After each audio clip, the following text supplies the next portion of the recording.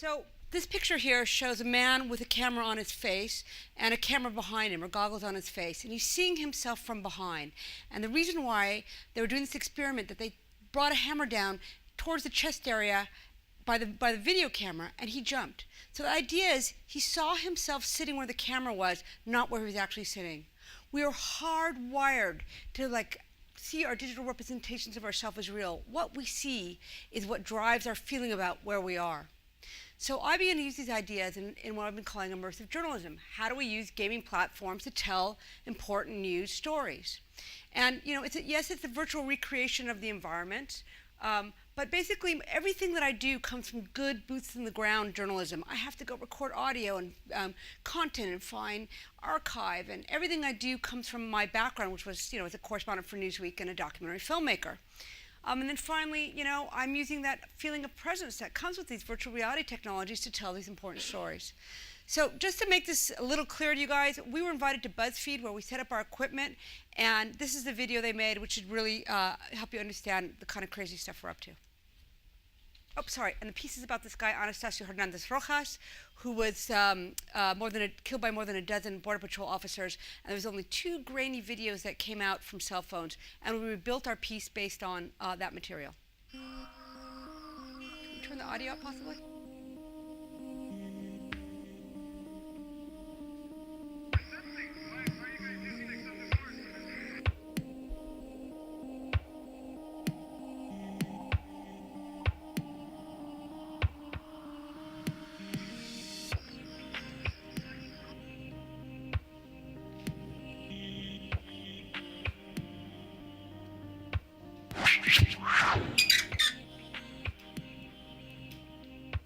I don't even know what these are. I guess cameras? Looks like somebody's gonna shock me. That guy's holding a lightsaber back there. I think virtual reality really is like the next big thing. I think it's the new video game, or whatever that means. It's so weird. There's all these people, and I'm like, what is about to happen? How's this look with my hair? Pretty good, right? Oh, got it. All right. Whoa! This is going to simulate a cell phone, so it's going to be when you press this button here, and you hold it up in front of you, a cell phone will appear, and you'll have 60 seconds to record whatever you want before your battery dies. You can see I'm not afraid of hiring women either. Oh, I see. Oh my God.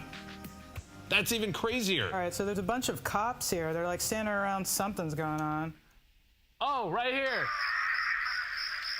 That's not cool. On the other side of a fence, there's all these people just kicking and beating this man, and he's screaming. Look at this, and nobody's doing anything about it. Of course nobody's doing anything about it, right? Of course, because that's what people do, they just watch. It's kind of messed up. Oh, here we go. I couldn't tell before, but I think he's handcuffed. I'm looking above. I'm seeing the horror. Hey, we're recording you! Already not moving, but there's 5 dudes beating him. Same thing, they just are not stopping.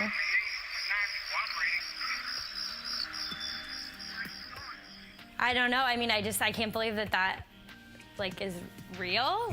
Did not expect a recreation of a real life beating. I thought it was going to be some sort of, possibly some, entertaining game. That was not the case. You feel kind of helpless and isolated. Hopefully in that situation you actually would be able to somehow stop it, but I do think the next best thing is recording it. I wonder what I would really do. I know you want to say stuff, it's okay to say stuff, but it's I don't have the power to go and arrest the police.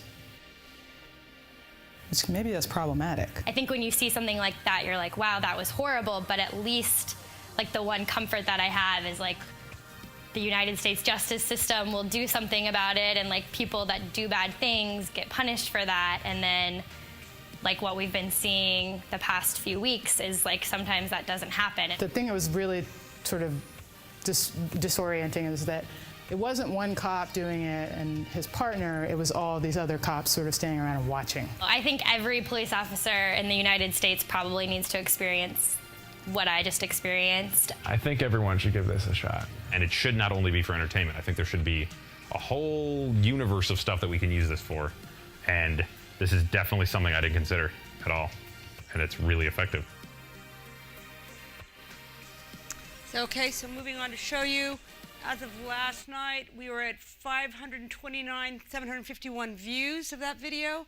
And this was a story that didn't get any traction in press. And yet this particular video now, we're reaching audience. There was something like 12,000 comments, et cetera, et cetera. So, you know, that project won the Impact Award at the largest independent games festival for changing the landscape of games. And here's the interesting thing. The witness who was filming this, she's actually in it as herself. I brought her into the lab and I scanned her and I put her in and modeled her and I had her reenact her own memories of the night. So it wasn't me filming her, asking her what happened. She does her own actions and she's actually in the scene with you. Very quickly, Hunger in the Golden State came out of the USC journalism program, and we took the food bank and we recreated it virtually. I'm not going to show the video. I'm just going to go ahead and skip on because I'm running out of time. Skip, skip, skip.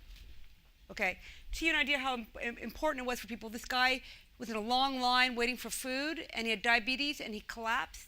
And in the virtual environment, people got down on the ground with him. This actually premiered in Sundance. Is that video going to run for me? No? Oh, that's too bad. Anyway, she starts crying when the goggles come up, and it was the first time that this had ever been done. And if you look at those duct tape goggles, they were created by Palmer Luckey. He was like my intern. He crashed in my hotel room, slept in my car, room, and got my boots from the car and helped with equipment.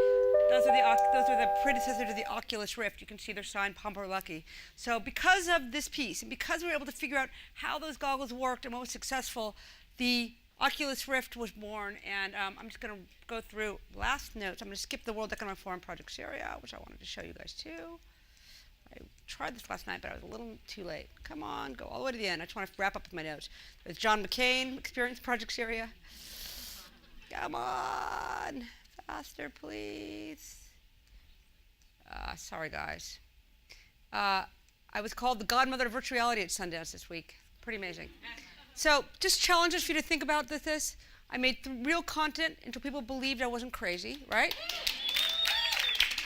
I had to make my own gear, and I still do. Whenever I've got a hardware problem, I actually physically make gear out of my mom's garage with a 3D printer, and we do whatever we have to do. And then when I opened up my company, I really agreed to share with everyone so they can believe what they're doing is, feel good about their role. And it's important to remember that none of us can do this alone. So thank you very much.